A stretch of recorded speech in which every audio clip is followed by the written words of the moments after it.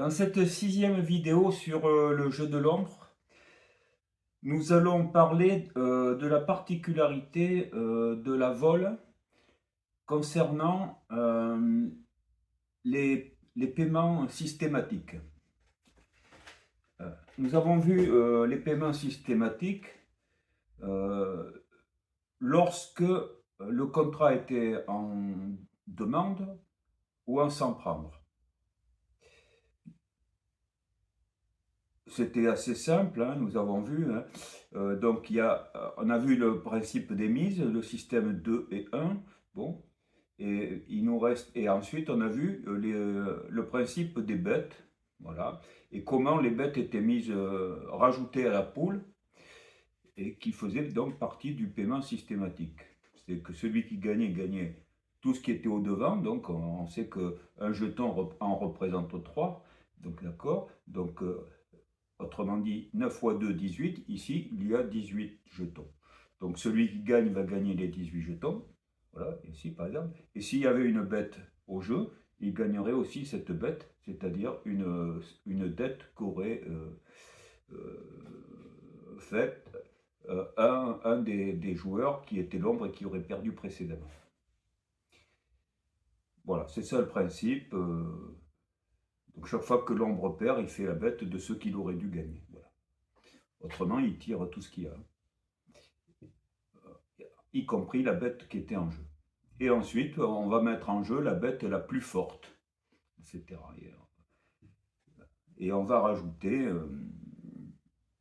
tant qu'il y aura une bête, j'avais dit, en jeu, si la poule est tirée, mais qu'il y a une bête en jeu, au lieu de mettre 2 jetons, on n'en mettra qu'un, on avait dit. Voilà.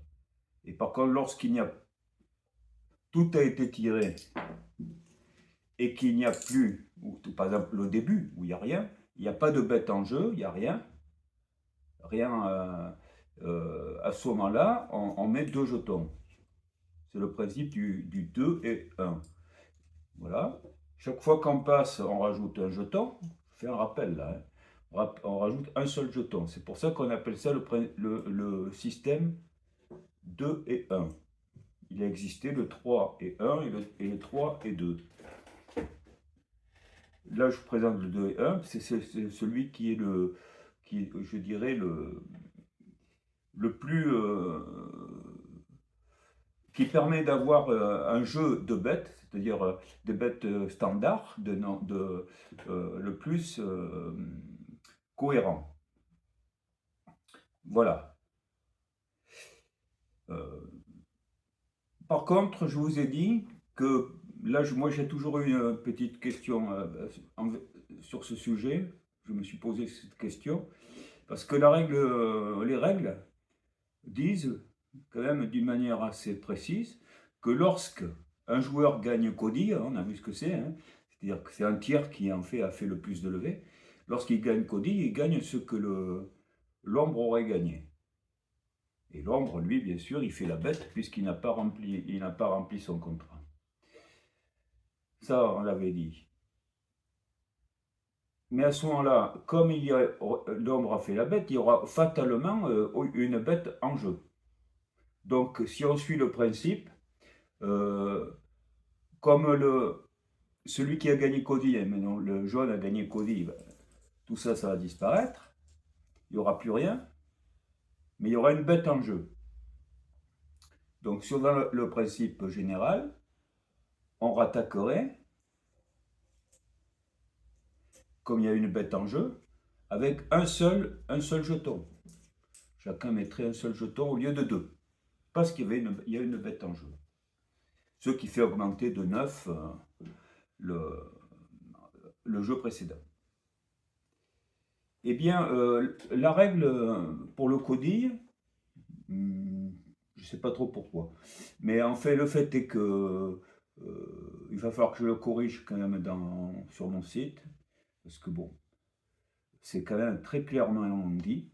Donc, lorsqu'il y a un codille, au lieu que les joueurs, alors qu'il y a une bête en jeu, fatalement, eh bien, ils vont mettre non plus un seul jeton, mais ils en mettront 2.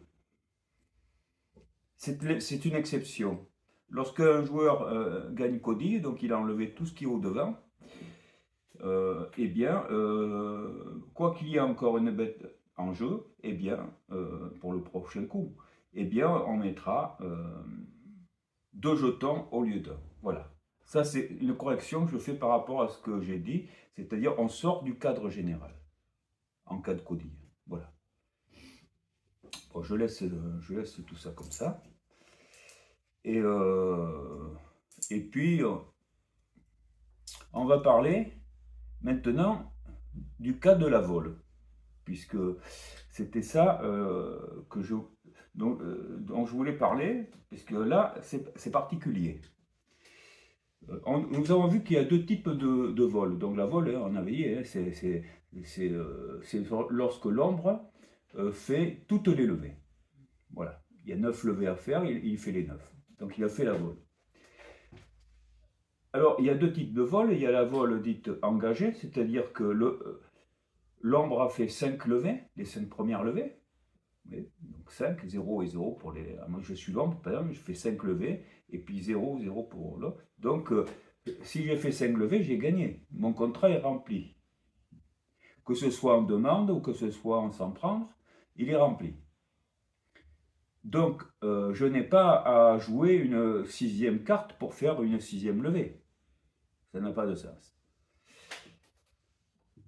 Ce qui fait que si je m'avise de jeter une 6e carte, alors implicitement, cela signifie que je veux faire la vol, et c'est ce qu'on appelle la vol engagée, et je ne peux pas me dédire. Je dois réussir. Ça, c'est la vol engagée. Et puis, il y a la vol par contrat. La vol par contrat, c'est un contrat supérieur au sans prendre. On joue sans prendre, et en plus, on s'engage dès le départ, avant même de jouer, à faire les 9 levées. L'ombre s'engage par contrat à faire les 9 levées. On s'en prendre 9 levées. Voilà, c'est la différence. Mais concernant les paiements systématiques, il n'y a pas de différence entre la vol engagée et la vol contractuelle. Il n'y en a pas. Donc je vais expliquer ce que l'ombre gagne lorsqu'il réussit une vol engagée ou il réussit une vol contractuelle.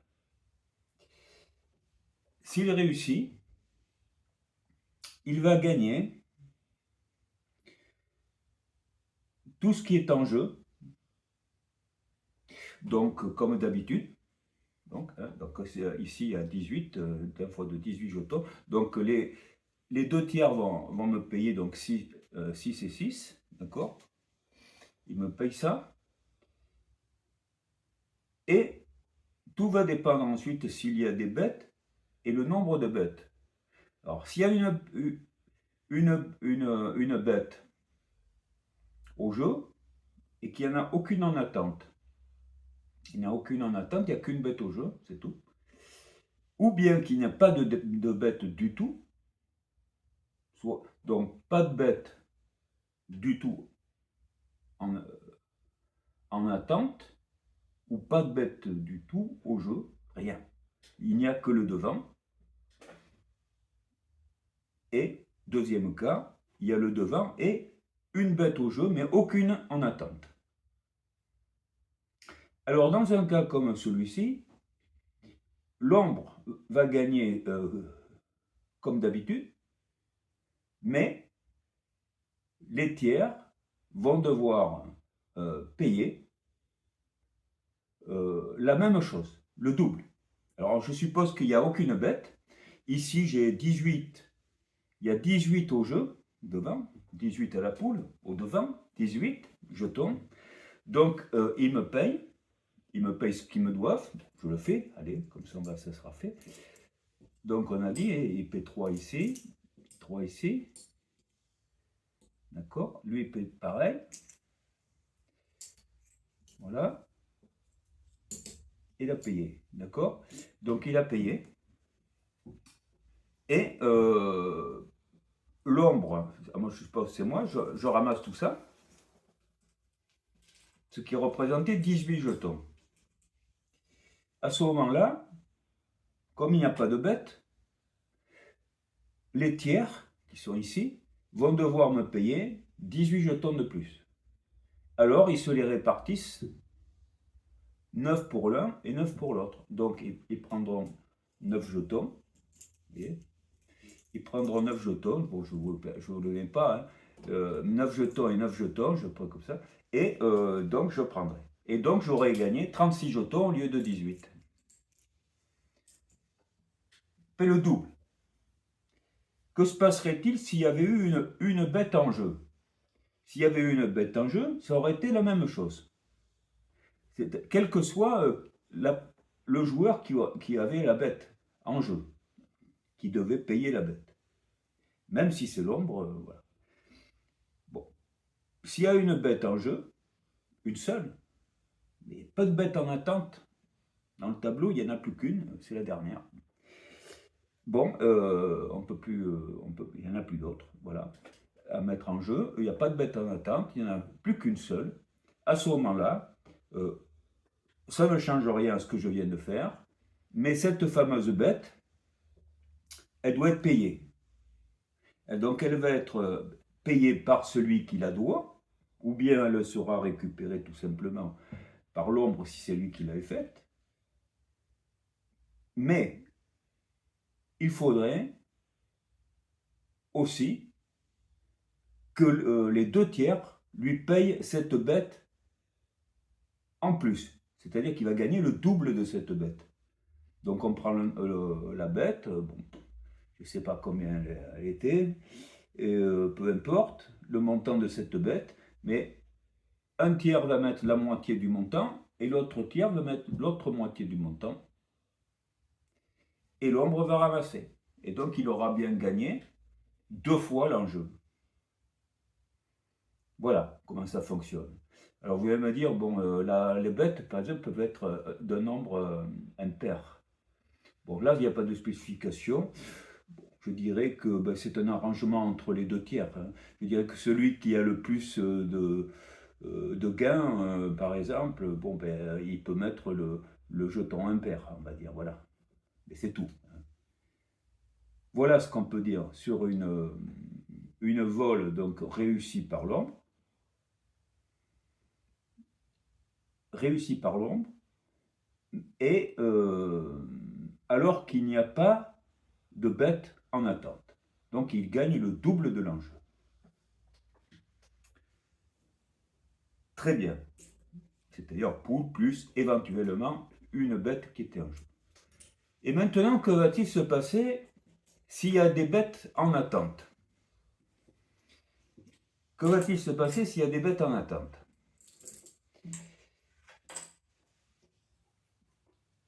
Alors, donc il y a une bête en jeu, fatalement, et il reste une, deux, trois, je sais pas, nombre de bêtes en attente.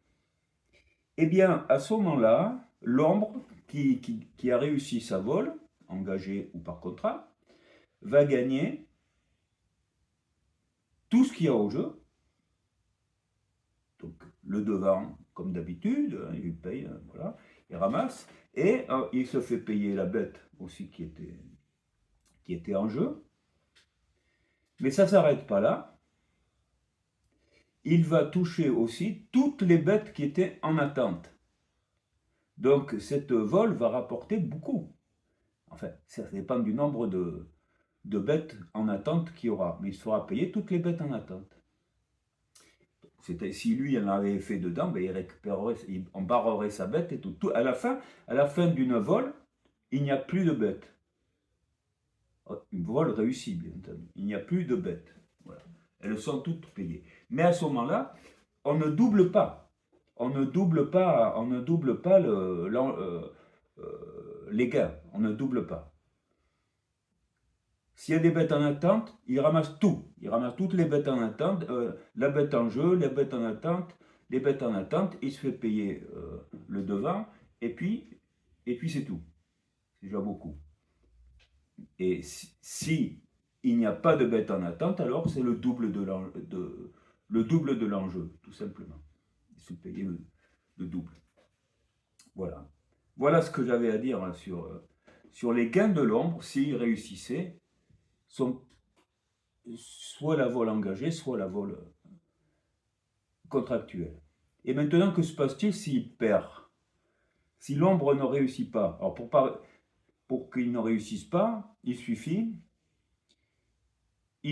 que lorsque on est en vol engagé, à partir de la 6e levée, si un des tiers fait une levée, dès qu'il a fait une levée, ça veut dire que l'ombre ne pourra pas faire la vol engagée et le jeu va s'arrêter immédiatement. Il aura perdu. Et quant à la vol contractuelle, dès le début, s'il rate la première, la deuxième, la troisième, n'importe laquelle des levées, dès qu'il a perdu une levée, son contrat n'est pas rempli. Voilà. Donc il a raté sa vol. Alors dans un cas de vol manqué par l'ombre, il va falloir, d'abord, il va se passer quoi? Bon, la première chose, c'est que il faut distinguer quand même cette fois-ci la vol engagée de la vol contractuelle. Dans la vol engagée, s'il avait fait un sans prendre, parce qu'on peut la faire en demande ou en sans prendre, s'il avait gagné, il aurait réussi son sans prendre puisqu'il avait fait 5 levées. Donc, il ne va pas faire la bête. Il ne va pas faire la bête parce qu'il a fait son sans prendre. Simplement, il a perdu la vol engagée et on va voir ce que ça coûte. Hein. Mais il ne fait pas la bête. Tandis que dans le cadre d'un contrat de vol, à ce moment-là, on ne regarde pas ça. Il devait jouer en sans prendre, peu importe. Il a raté son contrat, il fait la bête. Il fait la bête. Il fait la bête de ce qui était en jeu. Très bien. Cette bête, ça sera pour la suite du jeu. Ça ne fait pas partie de ce coup, ça sera pour le coup suivant. Bien. Et que se passe-t-il ensuite de la poule et puis de la bête en jeu et puis aussi de ce qui concerne les bêtes en attente? Eh bien, ce qui se passe, c'est que les deux tiers vont gagner tout ce qui est au-devant et ils vont aussi gagner toutes les bêtes, celles qui étaient en jeu et celles qui étaient en attente. Tout ça sera mis au milieu de la table et les deux tiers se partageront équitablement tous ces jetons qui seront placés au milieu de la table, c'est-à-dire toutes les bêtes, sauf évidemment celles qui viennent d'être faites, et la poule qui est devant, le devant, qui sera aussi... enfin bon, déjà pour la poule, ils récupéreront ce qu'ils avaient mis. Hein. Par contre, l'ombre devra leur payer, devra mettre au milieu de la table ce que ça représente. 18 ici. Voilà. Un 9 pour l'un et 9 pour l'autre.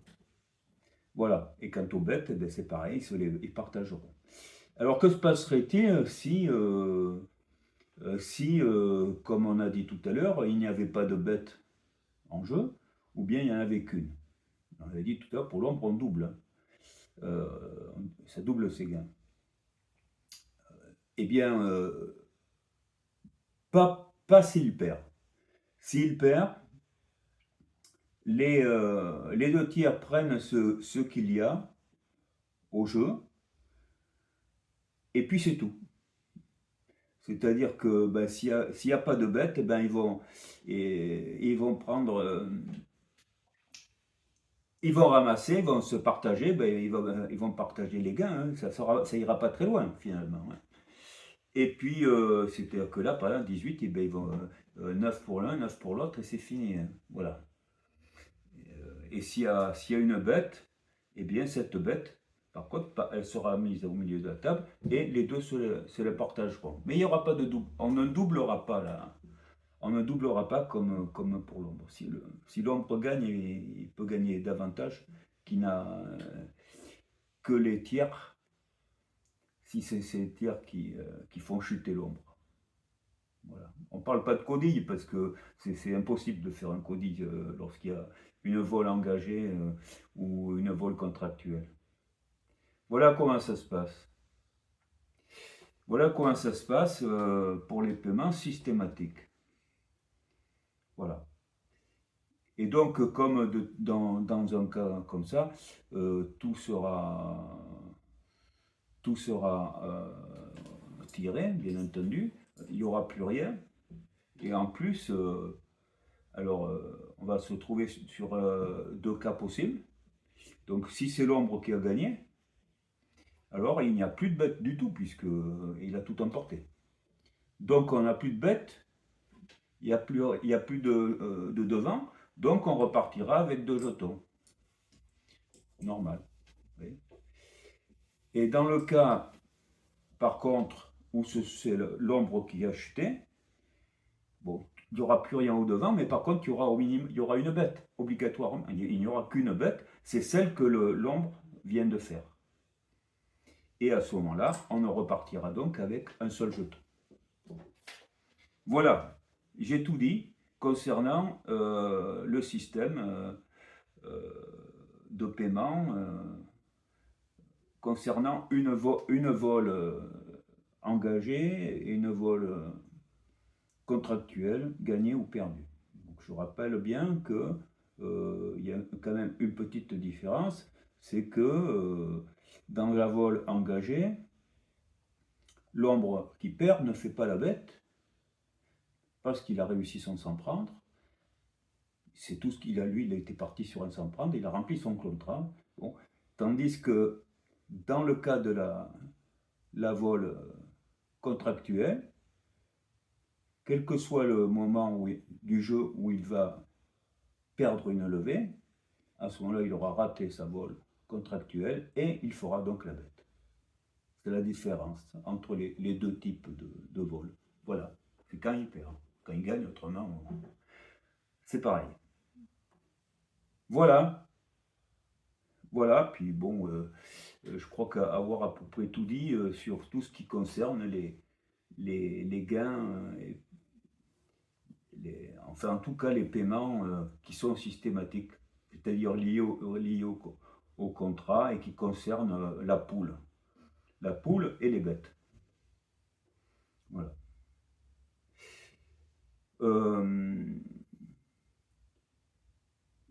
Je voudrais vous parler des bêtes tant que j'y suis, puisque je vous ai dit que les bêtes, on pouvait les noter sur un document comme ça, hein, un tableau classique, hein, où on met les bêtes dessous et on entoure celle qui est en jeu.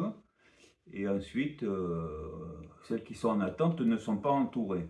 Et puis quand celle qui est en jeu est tirée, on la barre et ensuite on prend la plus forte qu'on entoure et c'est elle qui est en jeu et les autres sont en attente. Voilà. Et après on la barre et on prend toujours la plus forte, etc. jusqu'à ce qu'il n'y en ait plus du tout. Voilà le système. Ça c'est utiliser un tableau. Mais dans ce système 2 et 1, je vous dis aussi que lorsqu'on passe, vous savez, donc au départ on en met 2, et puis si tout le monde passe, comme il y a déjà le coup change, on change de donneur, mais à chaque fois, les joueurs vont rajouter un seul. Mais si on passe une fois supplémentaire, eh bien ça va être encore une de plus, etc. Voilà. Jusqu'à ce qu'on finisse par jouer réellement. Voilà. Le coup, la donne change à chaque fois que tout le monde passe, mais la poule augmente d'un seul jeton de marque, hein, c'est-à-dire donc la poule augmente de 9 jetons réels. Bien, Et bien avec ce système, ça va être normalisé. Il va avoir, il y a un tableau, je pourrais en reparler une autre fois, je pense.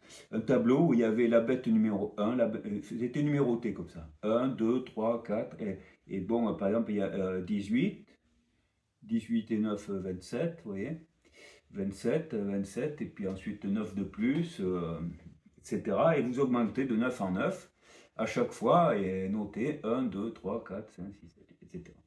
Et puis, il y avait des jetons gravés qui n'étaient pas forcément ronds, hein, c'est n'importe. En forme de borne, souvent ils étaient en forme de borne kilométrique. Oui. Je ne regarde plus beaucoup les bornes kilométriques, mais bon, voilà, rectangulaire en bas. En haut, il y avait le numéro de la, ici euh, de la bête standard, et dessous le montant de cette bête. Alors, si un joueur, mettons les jaunes font la bête, une bête, alors on voit le bon temps, hein, classique, c'est la première, bon ben, clac, on lui donne et il la met de côté. Et lorsqu'il devra la mettre en jeu, il la rajoutera à la poule, ici par exemple. Elle sera notée. Alors on sait. Et ensuite, eh bien, s'il y a d'autres bêtes qui se font, ben, chacun recevra sa bête. Alors attention, parce que lorsque on passe, par exemple, on va rajouter un jeton, ça va faire passer sur le montant supérieur. Et puis, mais si il n'est pas utilisé, ce n'est pas la bête numéro 2 qui aura, ce sera la bête numéro 3, etc. Donc il faudra faire quand même attention au montant. Au montant. C'est pour ça que la numérotation est plus ou moins intéressante, parce que ça ne veut pas dire que après la 1 viendra la 2, viendra la 3, viendra la 4. C'est pas vrai. Pas forcément vrai, je veux dire, à cause des passes justement, et puis aussi quand il y a le codille aussi, bon, il modifie un petit peu les choses, puisqu'on met 2 jetons alors qu'il y a déjà des bêtes. Bon, non, non, non, pas du tout. Donc, il vaut mieux à chaque fois quand même faire le compte, et puis voir à quoi correspond. Bon, s'il n'y a rien de spécial, c'est la bête, c'est le numéro suivant. Mais s'il y a des choses spéciales, alors il vaut mieux compter pour s'assurer qu'on a donné le bon numéro. La bonne bête, le bon jeton de bête à celui qui l'a fait. Qui va la garder, lui, admettons que c'est lui, il a fait une bête, bon ben c'est la bête numéro 3 par exemple, eh bien il va la garder ici, alors que celle-là sera en jeu. Donc ça c'est la bête en attente. Oui. Et donc tout le monde aura plus ou moins, peut-être que lui à un moment donné il aura 2 bêtes en attente, etc. Et quand celle-là sera tirée, voyez, donc il la paiera avec, voilà, par exemple, il la paiera, oui, il la récupérera parce qu'il aura gagné, voyez, en enlevant tout. Et à ce moment-là, on regardera autour de la table qui est-ce qui a la bête la plus élevée. Alors là, c'est vrai que le numéro, vous voyez, il tourne un peu dans n'importe quel sens, le numéro de la bête va nous servir à savoir quelle est la plus forte. Et à son entrée, on mettra le plus fort, mettons que c'est celle-ci, et la mettra en jeu au prochain coup. Voilà, donc c'est un autre système. Je ne sais pas comment je pourrais vous montrer ça. Hein. Par exemple, il y avait des bêtes, je vais vous dessiner, essayer, qui étaient faites comme ça. Comme ça. Oui, comme le jeton là, vous voyez, comme ça. Comme le jeton. Mais comme ça, vous voyez. Comme une borne kilométrique. Et alors vous auriez par exemple écrit ici 1. 1. Et puis ici le montant de la bête. 28. Et puis après vous aurez la numéro 2 avec un de plus, etc. Voilà, ça c'est un jeton de bête. Vous pouvez vous les fabriquer. Hein. Vous pouvez vous les fabriquer. Voilà, en carton ou n'importe quoi. C'est une autre matière de faire. Mais moi j'aime bien celle du tableau. Voilà.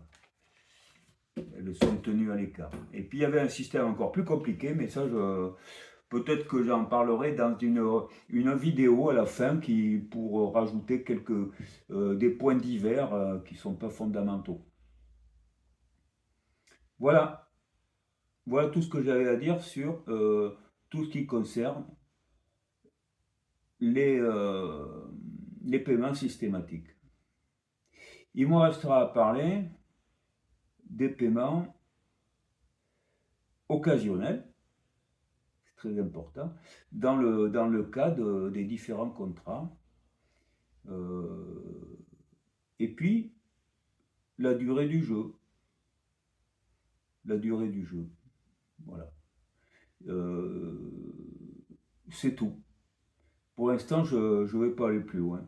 Et donc, je vous dis, écoutez, merci d'avoir suivi. Puis la prochaine vidéo. Je sais que c'est peut-être un peu long tout ça, mais qu'est-ce que vous voulez c'est un jeu qui est quand même assez. Je sais pas, c'est pas vraiment complexe, hein, mais quand même. Hein, je préfère qu'on le prenne de manière progressive. Et puis ensuite, vous pouvez aller voir sur mon site, comme je vous dis, et puis faire le cheminement entre la- les règles écrites et puis la vidéo. Et voilà, et je vous dis à très bientôt et merci de m'avoir suivi. Au revoir.